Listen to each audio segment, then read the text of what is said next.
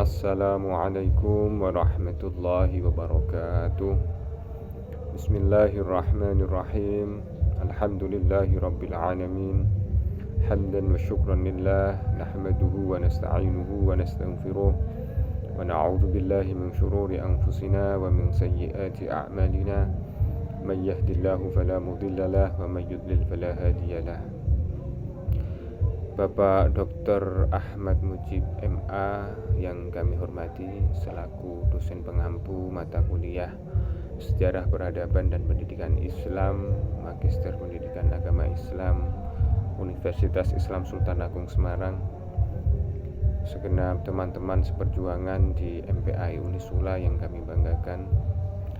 Alhamdulillah, segala puji bagi Allah yang telah mencurahkan dan melimpahkan rahmat-Nya kepada kita semua, sehingga kita bisa menjalankan aktivitas kita sebagaimana biasanya dalam keadaan sehat walafiat. Dan pada kesempatan kali ini kami akan mencoba memaparkan sedikit materi tugas mata kuliah SPPI, dan kami akan mengangkat salah satu karya Imam Al-Ghazali, yaitu Tahaffudzul Falasifah. Sebagaimana yang kita ketahui bersama bahwasanya Tahaffudzul Falasifah adalah salah satu karya Al-Ghazali di bidang filsafat.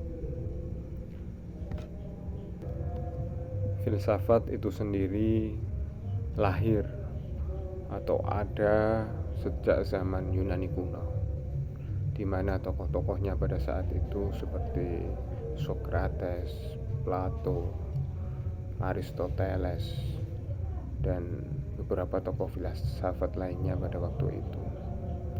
Kemudian pada masa Islam, buku-buku filsafat karangan para filosof Yunani kuno tersebut mulai diterjemahkan ke dalam bahasa Arab dan kemudian dipelajari oleh para filosof Islam dengan memasukkan beberapa nuansa Islam ke dalam filsafat itu. Ada beberapa tokoh filosof Islam sebagaimana yang kita ketahui, seperti halnya Al-Kindi, Al-Farabi, Ibnu Sina, Al-Ghazali, dan Ibnu Rushd, serta para tokoh filosof lain. Mereka memiliki reputasi dan pengaruh yang diakui tidak hanya di dunia Islam abad pertengahan, bahkan juga mewarnai para filosof Muslim sampai dengan hari ini. Filsafat Islam mencapai puncaknya pada abad ke-9 dan ke-11 Masehi. Berbeda dengan filsafat Barat yang berkembang hingga abad modern, sementara filsafat Islam tidak mampu melampaui abad pertengahan dan mulai memasuki periode anti klimaks pada abad ke-12 Masehi, khususnya pasca Ibnu Rushd. Di antara filosof Muslim abad pertengahan, Al-Ghazali termasuk tokoh yang fenomenal. Di samping sebagai seorang filosof, ia juga melakukan perlawanan terhadap pemikiran filsafat pada masa itu dengan menggunakan kritik sistematis terhadap filosof.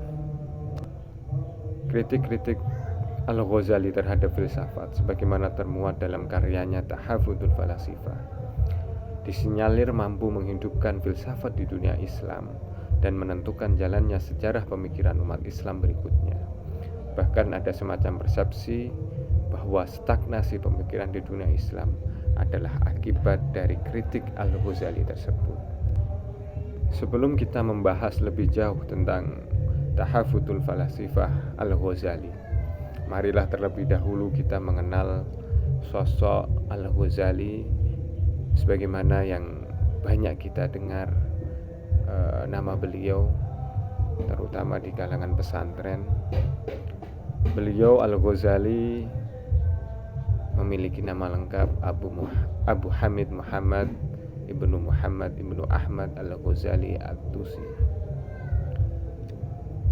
Penulisan nama Al-Ghazali itu sendiri sebenarnya menjadi kontroversi. Ada yang menyebut Al-Ghazali dan ada yang menyebut Al-Ghazali. Yang menyebut Al-Ghazali dengan alasan bahwasanya Al-Ghazali adalah seorang ulama yang lahir di daerah Ghazalah, yaitu suatu desa di dekat Tus di daerah Khurasan, Persia. Sedangkan yang menyebut Al-Ghazali adalah mereka yang kemudian berpijak pada keyakinan bahwasanya Al-Ghazali adalah putra dari seorang pemintal benang pada masa itu, sehingga disebut Al-Ghazali yang artinya pemintal benang. Al-Ghazali lahir pada tahun 450 Hijriah atau sekitar tahun 1058 Masehi pada abad ke-11. Kemudian pada tahun 465 sampai 470 Hijriah, Al-Ghazali mulai belajar dan memusatkan perhatiannya pada pembelajaran ilmu fikih dengan salah satu gurunya yang bernama Ahmad bin Muhammad Al-Rozikani di daerah Tus itu sendiri. Setelah itu kemudian beliau merantau ke daerah Jurjan dan berguru pada Abu Nasr Al-Ismaili. Kemudian sekitar tahun 1077 Masehi, Al-Ghazali meneruskan studinya ke Naisabur dan berguru pada seorang ulama termasyhur waktu itu, yaitu Imam Al-Juwaini, dan tinggal di sana hingga meninggal dunia pada tahun 1058 Masehi. Setelah itu kemudian Al-Ghazali pergi mengembara, melanjutkan pengembaraannya ke Mu'askar Nizamul Mulk, seorang perdana menteri Bani Seljuk. Kemudian ia memperoleh tempat yang terhormat di antara para sarjana di sana hingga pada tahun 1091 Masehi, ketika usia beliau masih sangat muda, beliau ditunjuk menjadi salah satu staf pengajar di perguruan Nizamiyah di Baghdad. Beliau mengajar di sana selama kurang lebih 4 tahun, dan pada waktu itulah beliau mulai menyusun kitab Maqasidul Falasifah yang diterjemahkan ke dalam bahasa Latin dengan judul Logica et Philosophia Al-Ghazalis Arabis pada tahun 1145 Masehi. Dan pada tahun 488 Hijriah atau 1095 Masehi, Imam Al-Ghazali dilanda keraguan terhadap ilmu-ilmu yang telah dipelajarinya, khususnya ilmu teologi dan filsafat. Karena itu kemudian beliau menderita sakit sekitar 2 tahun dan tidak dapat menjalankan tugasnya sebagai pengajar di Madrasah Nizamiyah. Kemudian beliau meninggalkan Baghdad menuju kota Damaskus. Selama kira-kira 2 tahun di Damaskus, Al-Ghazali melakukan uzlah atau riyadhah dan mujahadah guna untuk menenangkan diri. Setelah itu beliau pindah ke Baitul Maqdis, Palestina, untuk melakukan hal yang serupa. Dan pada saat itu kemudian beliau tergerak hatinya untuk menunaikan ibadah haji dan menziarahi makam Rasulullah SAW. Sepulang dari tanah suci tersebut, Al-Ghazali mengunjungi kota kelahirannya kembali di Tus, dan di sanalah beliau tetap berkholwat dalam keadaan skeptis, sehingga berlangsung selama kurang lebih 10 tahun. Dan pada periode itulah beliau menulis karyanya yang terkenal di dunia pesantren, yaitu Ihya Ulumuddin. Kemudian beliau mendirikan madrasah bagi para fuqaha dan zawaziyah qonaqoh untuk para sufi. Dan di sanalah beliau wafat pada tahun 505 Hijriah atau 1 Desember 1111. Di dalam karyanya Tuhfatul Falasifah, Imam Al-Ghazali menyampaikan kritikan-kritikan terhadap para filosof Akan tetapi kritikan-kritikan yang disampaikan oleh Imam Al-Ghazali sebenarnya hanya terbatas pada teori metafisika atau al-ilahiyah. Akan tetapi dengan kritikan tersebut sering digeneralisir sebagai kritik terhadap keseluruhan kajian filsafat, sehingga filsafat tercampakkan dalam pemikiran Islam. Untuk itu perlu adanya klarifikasi dan upaya meluruskan kembali persepsi tersebut, khususnya di kalangan akademisi. Kitab ini menjelaskan tentang 20 kerancuan pemikiran para filosof dengan mengungkapkan argumen-argumen dan kemudian disanggah oleh Al-Ghazali yang disajikan dalam bentuk diskusi.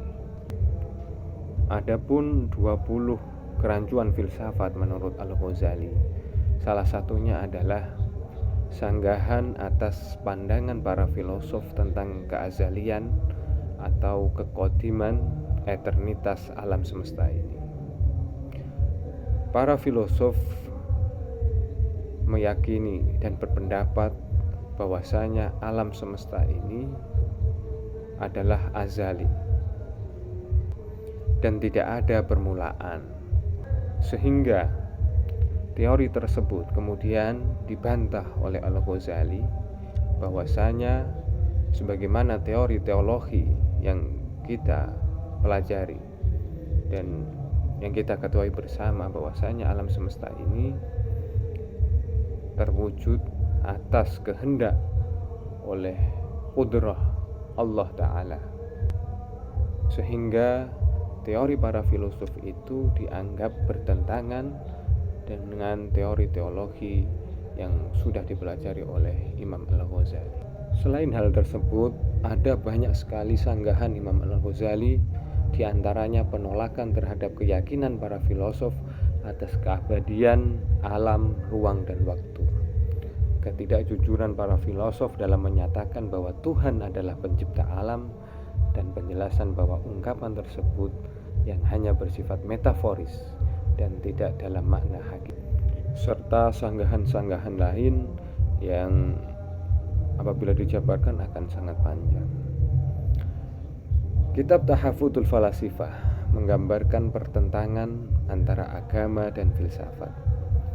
Pertentangan ini dalam Islam telah muncul dalam berbagai wujud dan bentuk yang berbeda sejak filsafat memasuki kehidupan umat Islam. Agama Islam sebagai agama samawi yang didasarkan pada wahyu yang diturunkan kepada Nabi Muhammad SAW, dan beliau sekaligus sebagai Rasulullah yang ditugaskan untuk menyampaikan risalah kepada umat manusia. Sendi-sendi dalam akidah Islam ada 3, yakni pewujud dan keesaan Allah, kemudian risalah atau utusan kepada para rasul, dan yang ketiga adalah kebangkitan ukhrawi. Tetapi dalam Tahaffudzul Falasifah ini Al-Ghazali hanya menyinggung tentang 2 permasalahan pokok, yaitu tentang wujud dan keesaan Allah dan kebangkitan ukhrawi, dan beliau tidak menyinggung tentang diutusnya Rasulullah sebagai utusan di muka bumi. Al-Ghazali membagi para filosof itu menjadi 3 bagian. Yang pertama, filosof materialis atau ad-dhariyun. Mereka adalah kaum ateis yang menyangkal adanya Tuhan, serta merumuskan kekekalan alam dan terciptanya alam dengan sendirinya. Dan yang kedua, filosof naturalis atau deistis atau tabi'iyun. Mereka melaksanakan berbagai riset terhadap alam semesta, hewan dan tumbuh-tumbuhan. Melalui riset-riset itu, mereka menemukan cukup banyak keajaiban-keajaiban yang membuat mereka mengakui adanya satu pencipta yang maha bijaksana. Walaupun demikian, mereka tetap menyangkal adanya kebangkitan kembali dan kehidupan akhirat, serta mengingkari adanya surga dan neraka. Lalu kemudian yang ketiga, filosof teis atau al-ilahiyun. Mereka ini adalah para filosof Yunani seperti Sokrates, Plato, dan Aristoteles. Sedemikian efektifnya mereka membuktikan kesalahan filsafat materialis dan naturalis, sehingga pihak-pihak lain tidak berkesempatan untuk melakukan hal yang serupa. Aristoteles dengan tepat sekali telah menyanggah filosof-filosof sebelumnya, termasuk Plato dan Sokrates. Dari ke-20 masalah yang dibahas dalam Tahaffudzul Falasifah, terdapat beberapa hal yang bisa dirinci atau diringkas. Yang pertama yaitu mengenai hubungan Allah dengan alam, yang dibahas pada masalah yang pertama ke-1 sampai dengan masalah yang ke-4, yaitu keazalian atau kodimnya alam, keabadian alam dan zaman.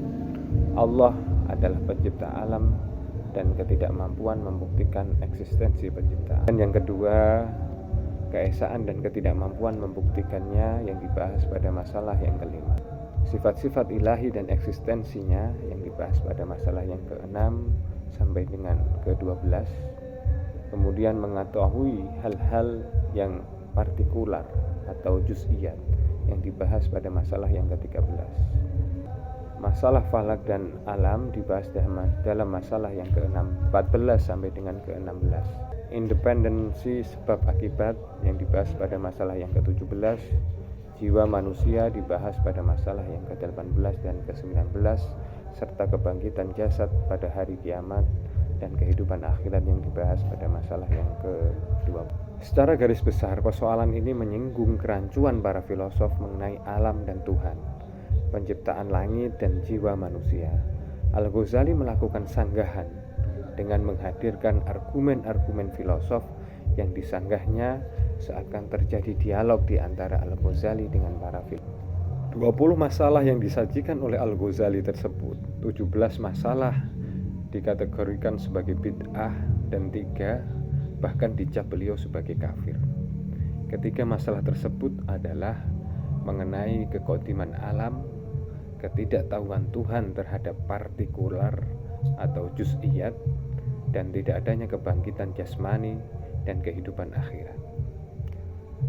Dan dalam argumentasi yang berbentuk dialog tersebut, Al-Ghazali mampu membuktikan inkonsistensi para filosof dalam membuktikan konsep-konsep yang mereka klaim. Dengan demikian telah nampak jelas kerancuan atau inkonsistensi para filosof yang tidak layak menjadi pijakan atau sandaran berpikir bagi siapapun yang mencari kebenaran sesuai dengan akidah Islam. Meskipun pada akhirnya karya Al-Ghazali Tahaffudzul Falasifah ini kemudian disanggah kembali oleh salah seorang filosof Islam setelahnya, yaitu Ibnu Rushd, yang kemudian diungkap atau disanggah dalam bukunya, dalam karyanya Tahaffudz at-Tahaffudz, di mana Ibnu Rushd